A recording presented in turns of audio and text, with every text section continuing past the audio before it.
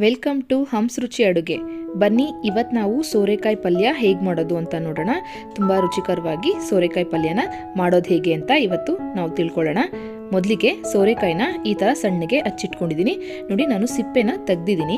ಹಾಗೆ ಈ ಥರ ಉದ್ದದ್ದಕ್ಕೆ ಹಚ್ಚಿಟ್ಕೊಂಡಿದ್ದೀನಿ. ಇದು ತುಂಬ ಎಳೆದಾಗಿರೋದ್ರಿಂದ ಬೇಗ ಬೇಯುತ್ತೆ. ಹಾಗಾಗಿ ನಾನಿವತ್ತು ಕಡಾಯಿಯಲ್ಲಿ ಹೇಗೆ ಮಾಡೋದು ಅಂತ ಹೇಳ್ಕೊಡ್ತಾ ಇದ್ದೀನಿ. ಮೊದಲಿಗೆ ಒಂದು ಬಾಣಲೆ ಇಟ್ಕೊಂಡು ಅದಕ್ಕೆ ಇವಾಗ ಒಂದು 2 ಟೇಬಲ್ ಸ್ಪೂನ್ ಅಷ್ಟು ಕಡಲೆಕಾಯಿ ಬೀಜ ಹಾಕೊಳ್ತಾ ಇದ್ದೀನಿ. ಈ ಕಡಲೆಕಾಯಿ ಬೀಜನ ಒಂದು ಮೀಡಿಯಂ ಫ್ಲೇಮಲ್ಲಿ ಇಟ್ಕೊಂಡು ಸ್ವಲ್ಪ ನಿಧಾನಕ್ಕೆ ನಾವು ಫ್ರೈ ಮಾಡ್ಕೋಬೇಕಾಗತ್ತೆ. ಕಡಲೆಕಾಯಿ ಬೀಜ ಸ್ವಲ್ಪ ಕ್ರಿಸ್ಪಿ ಆಗಲಿ. ನೆಕ್ಸ್ಟು ಖಾರಕ್ಕೆ ಒಂದು 3 ಕೆಂಪು ಮೆಣಸಿನ್ಕಾಯಿ ಹಾಕೊಳ್ತಾ ಇದ್ದೀನಿ. ಹಾಗೆ 3 ಬ್ಯಾಡಗಿ ಮೆಣಸಿನ್ಕಾಯಿ ಕೂಡ ಹಾಕೊಳ್ಳೋಣ. ಕಲರ್ ಚೆನ್ನಾಗಿ ಬರುತ್ತೆ ಅಂತ ಬ್ಯಾಡಗಿ ಮೆಣಸಿನ್ಕಾಯಿ ಹಾಕೊಳ್ತಾ ಇರೋದು. ಈಗ ಇದನ್ನು ಅಷ್ಟೇ ಸ್ವಲ್ಪ ಬಿಸಿ ಆಗಲಿ, ಚೆನ್ನಾಗಿ ಹುರ್ಕೊಳ್ಳೋಣ. ಈಗ ಇದಕ್ಕೆ ಒಂದು 7ರಿಂದ 8 ಎಸ್ಳು ಬೆಳ್ಳುಳ್ಳಿ ಹಾಕೊಳ್ತಾ ಇದ್ದೀನಿ. ಬೆಳ್ಳುಳ್ಳಿ ಹಾಕೊಂಡ್ಮೇಲೂ ಅಷ್ಟೇ ಚೆನ್ನಾಗಿ ಹುರ್ಕೋಬೇಕಾಗತ್ತೆ. ಇದೆಲ್ಲ ಸ್ವಲ್ಪ ಫ್ರೈ ಆದಮೇಲೆ ಈಗ ಇದಕ್ಕೆ ಒಂದು ಅರ್ಧ ಕಪ್ ಅಷ್ಟು ಕಾಯಿ ತುರಿ ಹಾಕೊಳ್ತಾ ಇದ್ದೀನಿ.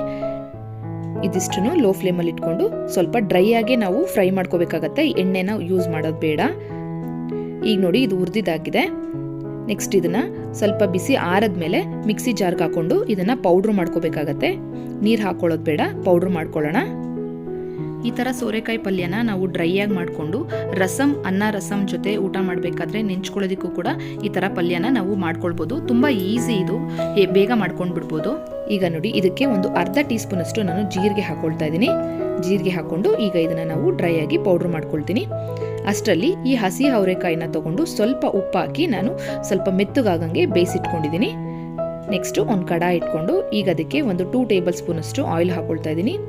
ಸ್ವಲ್ಪ ಎಣ್ಣೆ ಬಿಸಿ ಆದಮೇಲೆ ಅದಕ್ಕೀಗ ನಾನು ಸಾಸಿವೆ ಹಾಕೊಳ್ತಾ ಇದ್ದೀನಿ. 1/4 ಟೀ ಸ್ಪೂನ್ ಅಷ್ಟು ಸಾಸಿವೆ, ಹಾಗೆ ಒಂದು 1/4 ಟೀ ಸ್ಪೂನ್ ಅಷ್ಟು ಜೀರಿಗೆ, ಹಾಗೆ ಒಂದು 1/4 ಟೀ ಸ್ಪೂನ್ ಅಷ್ಟು ಕಡಲೆಬೇಳೆ, ಉದ್ದಿನಬೇಳೆ ಎರಡನ್ನೂ ಹಾಕ್ಕೊಂಡು ಈಗ ಸ್ವಲ್ಪ ಕರಿಬೇವು ಕೂಡ ಹಾಕೊಳ್ತಾ ಇದ್ದೀನಿ.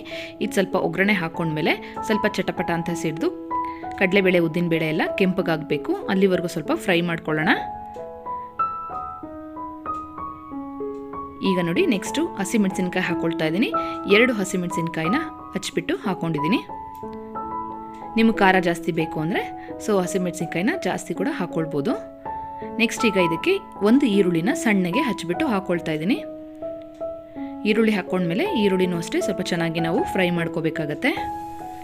ಇದು ಸ್ವಲ್ಪ ಫ್ರೈ ಆದಮೇಲೆ ಈಗ ಸೋರೆಕಾಯಿ ಹಾಕ್ಕೊಳ್ಳೋಣ.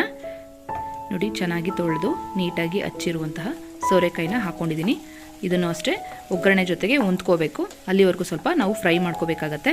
ಸೋರೆಕಾಯಿ ನೀರು ಬಿಟ್ಕೊಳ್ಳುತ್ತೆ. ಹಾಗಾಗಿ ನಾವು ತಕ್ಷಣ ನೀರು ಹಾಕೋದು ನೆಸೆಸಿಟಿ ಇರಲ್ಲ. ಸ್ವಲ್ಪ ಅದು ಚೆನ್ನಾಗಿ ಫ್ರೈ ಆಗಬೇಕು. ಹಾಗಾಗಿ ಒಂದು 5 ನಿಮಿಷ ನಾವು ಸ್ಟವ್ನ ಸಿಮ್ಮಲ್ಲಿಟ್ಟು ಲಿಡ್ ಕ್ಲೋಸ್ ಮಾಡಿ ಅದನ್ನು ಸ್ವಲ್ಪ ಬೇಯೋದಕ್ಕೆ ಬಿಡೋಣ. ಅಷ್ಟರಲ್ಲಿ ನಾವು ಮಿಕ್ಸಿಗೆ ಹಾಕಿ ಪೌಡ್ರ್ ಮಾಡ್ಕೊಂಡಿರೋದನ್ನ ತೋರಿಸ್ತಾ ಇದ್ದೀನಿ. ನೋಡಿ, ಈ ಥರ ತರಿತರಿಯಾಗಿಯೇ ನಾವು ಪೌಡ್ರ್ ಮಾಡ್ಕೋಬೇಕಾಗತ್ತೆ. ಈಗ 5 ನಿಮಿಷ ಆಗಿದೆ. ಸೋರೆಕಾಯಿ ಬೆಂದಿದೆಯಾ ನೋಡೋಣ. ನೋಡಿ, ಸೈಡಲ್ಲೆಲ್ಲ ಸ್ವಲ್ಪ ನೀರು ಬಿಟ್ಕೊಂಡಿರೋದು ಗೊತ್ತಾಗ್ತಿದೆ ನಿಮಗೆ.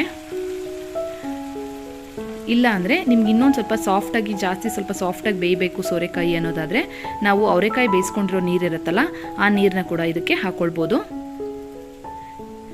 ಸೋರೆಕಾಯಿ ಸ್ವಲ್ಪ ನೀರು ಬಿಟ್ಕೊಂಡು ಸ್ವಲ್ಪ ಚೆನ್ನಾಗಿ ಬೆಂದಿದೆ ಅನ್ನೋ ಅಷ್ಟರಲ್ಲಿ ನಾವೀಗ ಇದಕ್ಕೆ ಬೇಯಿಸ್ಕೊಂಡಿರುವಂತಹ ಹಸಿ ಅವರೆಕಾಳನ್ನ ಹಾಕ್ಕೊಳ್ತಾ ಇದ್ದೀನಿ. ನೆಕ್ಸ್ಟ್ ಪಲ್ಯಕ್ಕೆ ಎಷ್ಟು ಬೇಕೋ ಅಷ್ಟು ಉಪ್ಪನ್ನ ಈಗ ಸ್ವಲ್ಪ ಹಾಕ್ಕೊಂಡು ನೆಕ್ಸ್ಟ್ ಇದಕ್ಕೆ ನಾವು ಪುಡಿ ಮಾಡಿ ಇಟ್ಕೊಂಡಿರುವಂತಹ ಕಡಲೆಕಾಯಿ ಬೀಜ, ಬೆಳ್ಳುಳ್ಳಿ, ಒಣಮೆಣಸಿನಕಾಯಿ, ಕಾಯಿ ತುರಿ ಇದಿಷ್ಟನ್ನು ಪುಡಿ ಮಾಡಿಕೊಂಡು ಹಾಕ್ಕೊಳ್ತಾ ಇದ್ದೀನಿ. ನೋಡಿ, ಕಾಯಿ ತುರಿನ ನೀವು ಲಾಸ್ಟಲ್ಲಿ ಬೇಕಾದ್ರೆ ಉದುರಿಸ್ಕೊಳ್ಬಹುದು. ಇಲ್ಲ ಅಂದರೆ ಈ ಥರ ಪುಡಿ ಮಾಡಿ ಕೂಡ ಹಾಕ್ಬೋದು. ಇದಂತೂ ಟೇಸ್ಟ್ ತುಂಬ ಚೆನ್ನಾಗಿ ಬರುತ್ತೆ. ಯಾಕಂದರೆ ಬೆಳ್ಳುಳ್ಳಿ ಫ್ಲೇವರ್ ಸಕ್ಕತ್ತಾಗಿರುತ್ತೆ. ಲಾಸ್ಟಲ್ಲಿ ನಿಮ್ಗೆ ತಿನ್ನಬೇಕಾದ್ರೆ ಗೊತ್ತಾಗುತ್ತೆ ಬೆಳ್ಳುಳ್ಳಿ ಫ್ಲೇವರ್ ಸೂಪರ್ ಆಗಿರುತ್ತೆ ಈ ಥರ ನೀವು ಪೌಡ್ರ್ ಮಾಡಿ ಹಾಕ್ಕೊಂಡ್ರೆ. ನೋಡಿ, ಈ ಪೌಡ್ರ್ ಹಾಕೊಂಡಿದ ತಕ್ಷಣ ಸ್ವಲ್ಪ ನೀರಂಶ ಇದ್ರೂ ಅದೆಲ್ಲ ಡ್ರೈ ಆಗುತ್ತೆ. ಈ ಥರ ಪುಡಿ ಮಾಡಿದ್ನೆಲ್ಲ ಹಾಕೊಂಡ್ಮೇಲೆ ನಾವು ಸ್ಟವ್ನ ಸಿಮ್ಮಲ್ಲಿ ಇಟ್ಕೊಂಡು ಫ್ರೈ ಮಾಡ್ಕೋಬೇಕಾಗತ್ತೆ. ಒಂದು 2ರಿಂದ 3 ನಿಮಿಷ ಫ್ರೈ ಮಾಡ್ಕೊಂಡ್ರೆ ಸಾಕಾಗುತ್ತೆ. ಜಾಸ್ತಿ ನಾವು ಫ್ರೈ ಮಾಡ್ತಾ ಇದ್ರೆ ಕಾಯಿ ತುರಿ ಹಾಕೊಂಡಿರೋದ್ರಿಂದ ಕೆಳಗಡೆ ತಳ ಸೀದೋಗ್ಬಿಡುತ್ತೆ. ಹಾಗಾಗಿ ನೋಡಿಕೊಂಡು ಫ್ರೈ ಮಾಡ್ಕೊಳ್ಳಿ. ಒಂದು 2 ನಿಮಿಷ ನಾವು ಫ್ರೈ ಮಾಡಿದ ನಂತರ ಒಂದು ಲಿಡ್ ಕ್ಲೋಸ್ ಮಾಡಿ ಅದನ್ನು ಈಗ ಒಂದು 2 ನಿಮಿಷ ಮತ್ತೆ ಪುಡಿ ಜೊತೆಗೆ ಹೊಂದ್ಕೊಳ್ಳೋದಕ್ಕೆ ಬಿಡೋಣ. ಈಗ ನೋಡಿ, ಓಪನ್ ಮಾಡಿ ತೋರಿಸ್ತಾ ಇದ್ದೀನಿ. ಪಲ್ಯ ರೆಡಿ ಇದೆ. ಸ್ಟವ್ನ ಆಫ್ ಮಾಡಿಬಿಡಿ. ಇಷ್ಟ ಆದರೆ ಆಯಿತು. ಸೋರೆಕಾಯಿ ಪಲ್ಯ ತುಂಬ ಚೆನ್ನಾಗಿರುತ್ತೆ. ಈ ಮದುವೆ ಮನೆಗಳಲ್ಲೆಲ್ಲ ಈ ಥರ ಸೋರೆಕಾಯಿ ಪಲ್ಯನ ಮಾಡಿಕೊಡ್ತಾರೆ. ನಿಮಗೆ ತುಂಬ ಇಷ್ಟ ಆಗುತ್ತೆ ಅಂತ ಅಂದ್ಕೊಂಡಿದ್ದೀನಿ ರೆಸಿಪಿ ಮಾತ್ರ. ಇದನ್ನು ನೀವು ಚಪಾತಿ ಜೊತೆಗೆ ಹಾಗೆ ಜೋಳದ ರೊಟ್ಟಿ ಜೊತೆಗೆ ಒಳ್ಳೆ ಕಾಂಬಿನೇಷನ್ ಆಗುತ್ತೆ. ನಿಮಗೆಲ್ಲ ಈ ರೆಸಿಪಿ ಇಷ್ಟ ಆಗಿದ್ರೆ ಪ್ಲೀಸ್ ಲೈಕ್, ಶೇರ್ ಹಾಗೆ ಸಬ್ಸ್ಕ್ರೈಬ್ ಮಾಡೋದನ್ನ ಮರಿಬೇಡಿ. Thank you for watching.